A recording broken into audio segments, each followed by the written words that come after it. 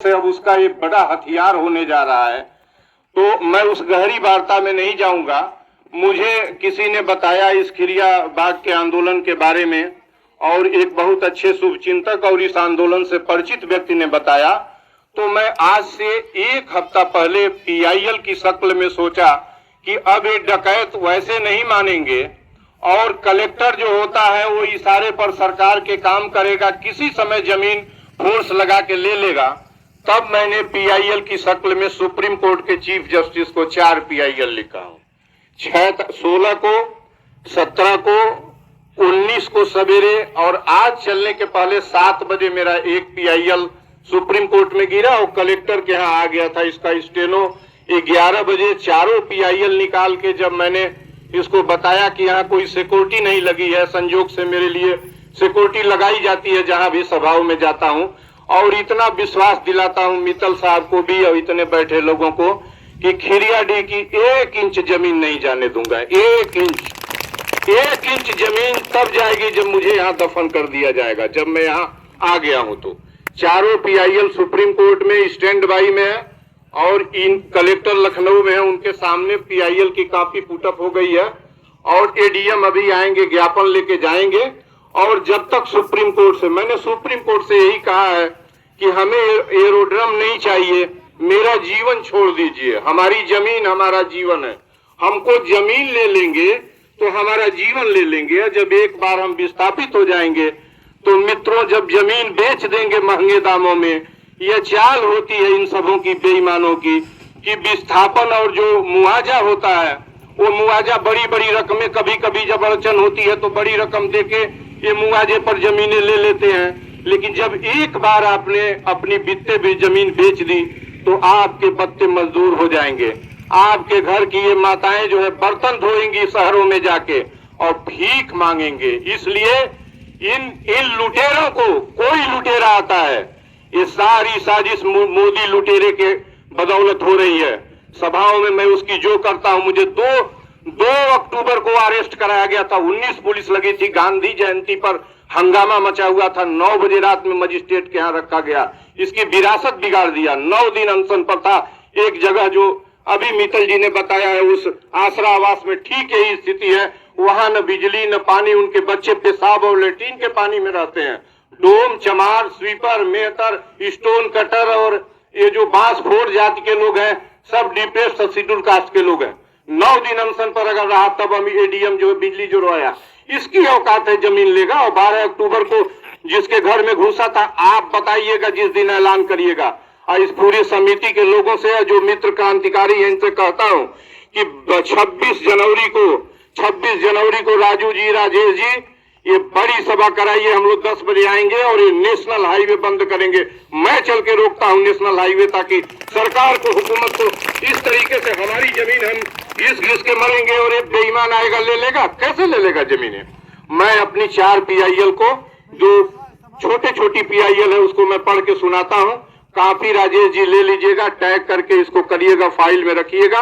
अब यहाँ उनके अब्बा भी नहीं आएंगे। अभी एडीएम साहब आ रहे हैं, उनको देख मैं कहता हूं कि फिर इधर गाड़ी दिखाई दी तो उनके दरवाजे पर अनशन चालू करूंगा गांधीवादी तरीके से, इनकी वल्दियत मिटा दूंगा मैं। हौसला नहीं हारना है मित्रों, बिल्कुल नहीं हारना है। 1 इंच जमीन नहीं ले सकता। कहां इसको बसना है इस लुटेरे को, और कहां से जमीन लेने आता है? 2-2 बित्ते जमीनों पर पलने वाले किसानों की जमीन, यह दिल्ली से बैठा लुटेरा किस तरीके से, कहा यह एरोड्रम है यहाँ से 3 किलोमीटर की दूरी पर, यहाँ कोई चढ़ने वाला उतरने वाला नहीं है। यहाँ बैठी हुई सभा में कोई इंटरनेशनल एयरपोर्ट के बारे में नहीं जानता है, और ये लुटेरा इंटरनेशनल एयरपोर्ट बनाना चाहता है इस गरीब जगह में, बंद आवाज, गरीबों की आवाज दबाना चाहता है। मैंने सुप्रीम कोर्ट को लिखा है, सुप्रीम कोर्ट जीवन का रक्षक है, कस्टोडियन है। संविधान के आर्टिकल 21 में हमको जीवन बचाने की, हिफाजत का अधिकार मिला हुआ है। मैं उस पीआईएल को पढ़ने की कोशिश करता हूं, सुना जाए, और 1 इंच जमीन नहीं जाने दूंगा। मैं विश्वास दिलाता हूं, मेरे कब्र पर जमीन जाएगी। यहाँ सर्वोच्च न्यायालय जनहित याचिका, यदि मुझे कोई पूछे कि तुम्हें प्राण और इंटरनेशनल एयरपोर्ट में से क्या प्यारा है, तो मैं झट से उत्तर दूंगा, प्राण। 97 दिन से हजारों निर्धन व गरीब किसान, महिलाएं खीरीबाग आजमगढ़ में अपनी जमीनों की रक्षा के लिए खुले आसमान में विरोध कर रहे हैं। वे 2 जोन की रोटी के मोहताज हैं। हम क्या करेंगे इंटरनेशनल एयरपोर्ट, जब जीवन यानी अन्न पैदा करने वाली जमीनें ही हमसे छीन लेंगे। हमारा जीवन हमसे छीनने वाले भूमि अधिग्रहण कानून को मैं क्रिमिनल कानून कहना पसंद करता हूं। परम सम्माननीय मुख्य न्यायाधीश पीठ, मैं अपनी जनहित याचिका की प्रथम पंक्तियों में हम्बल जुडिशियरी से निवेदन करता हूं कि हमारी जनहित याचिका की सुनवाई ऑनरेबल जस्टिस नागरत्ना की पीठ द्वारा सुना जाए, क्योंकि खीरीबाग आजमगढ़ इंटरनेशनल एयरपोर्ट के कारण लगभग 40,000 लोगों का जीवन समाप्त हो जाएगा, जिसमें 20,000 मातृसत्ता है, माताएं हैं जो इस आंदोलन को संभाल रही हैं। ये प्रमाण है। और माताओं को तुम उसके ऊपर बुलडोजर चलाओगे। तुम किसी ने बोला कि 5-12 अक्टूबर को किसी ने महिला के ऊपर हाथ उठा दिया। अरे ये बेईमान क्रिमिनल है जिसने हाथ उठा दिया। हमारा घर हमारी जमीन तुम हाथ उठाओगे। मैंने सुप्रीम कोर्ट के जस्टिस को, जो पैनल में, जो इस समय संविधान पीठ के पैनल में है और जो 2027 में जस्टिस बनेगी, उनको पत्र लिखा हूं कि ये जान बचाइए। और जान बचेगा कैसे नहीं, इसकी जान लूंगा मैं, जान नहीं दे सकता हूं, इसको नहीं जमीन जाने दूंगा। परम सम्माननीय मुख्य न्यायाधीश पीठ, कोई ऐसा विकास मैं नहीं जानता कि भूमि अधिग्रहण का कानून क्या है, कौन सा कानून नहीं है। मैं इतना जानता हूं कि संविधान मुझे जीवन की रक्षा का अधिकार प्राप्त है और हमारा जीवन जमीन से अभिन्न है, क्योंकि जमीन पर ही अन्न पैदा होता है। इसलिए इंटरनेशनल एयरपोर्ट, बुलेट ट्रेन, नगर महानगर बसाने के लिए हमारा जमीन छीनना जीवन व संविधान की हत्या है। परम सम्माननीय मुख्य न्यायाधीश, कोई ऐसा विकास जो हमारी जीवन की कीमत पर हो रहा हो वह असंवैधानिक है। जिन जमीनों पर खाद्य सामग्री पैदा हो रही है, जलधारित है, जिन जमीन पर पेड़ एवं जंगल हैं, उनको इंटरनेशनल एयरपोर्ट एवं एक्सप्रेसवे के लिए अधिग्रहित करने का अर्थ है जीवन व संविधान की हत्या। परम सम्माननीय मुख्य न्यायाधीश, संविधान में जीवन हमारा मौलिक अधिकार है और सर्वोच्च न्यायालय जीवन की गारंटी देता है।